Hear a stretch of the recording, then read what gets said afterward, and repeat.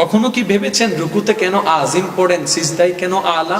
কখনো কি একবার ভেবেছেন হাত বাঁধার সময় আল্লাহু আকবার, রুকুতে যাওয়ার সময় আল্লাহু আকবার, সিজদায় যাওয়ার সময় আল্লাহু আকবার, বৈঠকের সময় আল্লাহু আকবার, রুকু থেকে ওঠার সময় কেন সামি আল্লাহ বলতে হয়? এবার আসেন, এই কোরআন তেলাওয়াত আমাদের কাছে দাম কদ্দুর দেখেন। হুজুর যখন আয়াত একটু বড় ধরে, পিছনে যারা আছে এই তারা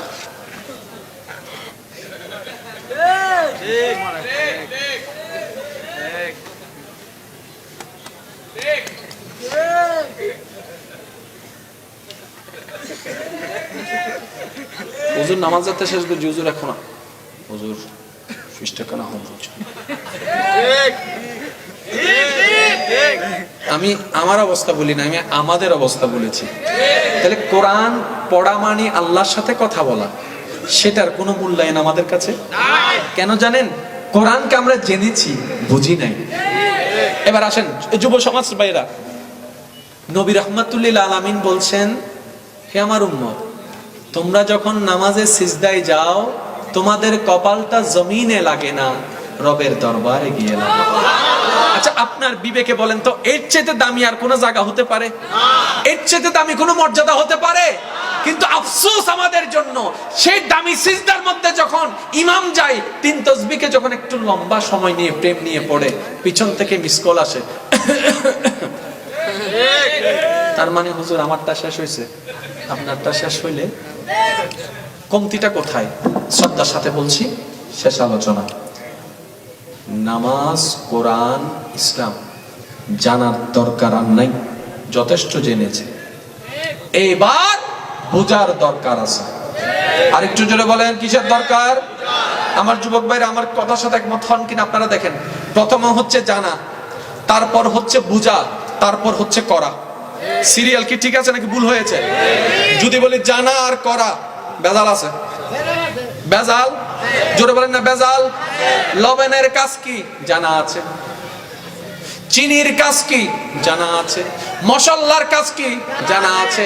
রাঁধুনির কাজ কি? জানা আছে।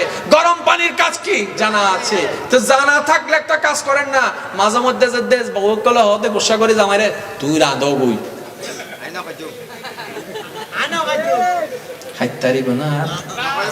বেশিরভাগ কম বেশি হয়তো রান্না করতে জানা, যদি আরে দেয়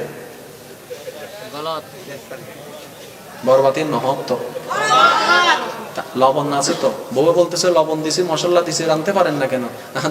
বউ জানি হন্নান কি হদ্দুরি বুঝির। তাহলে একটা জিনিস জানা, একটা জিনিস বুঝা, আর একটা জিনিস করা। কয়টা জিনিস বলেছি ভাইরা? যত জামিলা জানার মধ্যে, বুঝার মধ্যে কোন জামিলা। এবার যদি আপনি আমাকে হঠাৎ করে এখানে বসায় দেন, কোনটা ভলিউম, কোনটা ইফেক্ট, কোনটা ইকো, কোনটা রিভার্ব, কোনটা বেস, কোনটা হাম, আমাকে সব কিছু জানাই দিলেন, এবার আমি চালাতে পারবো না কেন? বুঝছি না তো, কতটুক দিব, কতটুক ছাড়বো, কত ভোল্টেজে কতটুক। এই জিনিসটা বুঝতে পারলে জিনিসটা পারফেক্ট হয়। এবার আমি প্রশ্ন করবো, আপনার উত্তর দিবেন। নামাজ অবস্থায় কেউ যদি হাত ছেড়ে দেয়, নামাজ থাকবে? আমি সবার মুখ থেকে শুনতে চাই। নামাজ অবস্থায় কেউ যদি নামাজে হাত ছেড়ে দেয়, নামাজ থাকবে? নামাজ অবস্থায় কেউ যদি হাত খুলে ফেলে, নামাজ থাকবে? সবাই একমত আছেন তো? জোরে বলেন না, সবাই একমত আছেন তো? এক মিনিট বাদে কিন্তু কেউ পাল্টাই যাবেন না। সামি আল্লাহু লিমান হামিদা, রব্বানা লাকাল হামদ। হাত কি বান্দানা খোলা? এবার নামাজি ভাইয়ের কাছে আমি একটু শ্রদ্ধার সাথে, একদম শ্রদ্ধার সাথে প্রশ্ন রাখতে চাই। ভাইয়া, আপনি না একটু আগে বললেন হাত করলে নামাজ থাকে না, তো সামি আল্লাহ হইকুলি ফেলে ওদের তো ভাবি নামাজ হয়। কখনো কি ভেবেছেন রুকুতে কেন আজিম পড়েন, সিজদায় কেন আলা? কখনো কি একবার ভেবেছেন হাত বাঁধার সময় আল্লাহু আকবার, রুকুতে যাওয়ার সময় আল্লাহু আকবার, সিজদায় যাওয়ার সময় আল্লাহু আকবার, বৈঠকের সময় আল্লাহু আকবার, রুকু থেকে ওঠার সময় কেন সামি আল্লাহ বলতে হয়? এটা কখনো ভাবার আমাদের টাইম? যার কারণে নামাজ পড়েছি, বাটপারি কমে নাই। জোরে বলেন না, কারণ রব বলছেন আসসালাতু তানহা আনিল ফাহশাই ওয়াল মুনকার। আমি রব ফাইনাল ঘোষণা দিলাম, যার কাছে নামাজ থাকবে সে কখনো বাটপার হতে পারে না। বাস্তব চিত্রে দেখলাম নামাজি আছে, সুদুদি কমে নাই, নামাজি আছে, বাটপারি কমে নাই, নামাজি আছে, জায়গা দখল দিনদারি কমে নাই, তাহলে আল্লাহর কথা তো মিথ্যা হয়ে গেল। রব বলে আমার কথা মিথ্যা নয়, তোমাদের ভিতর ভেজাল। তাহলে আপনি কি চান 10 জনের মতো হতে? আপনাকে তো পাল্টাতে হবে না।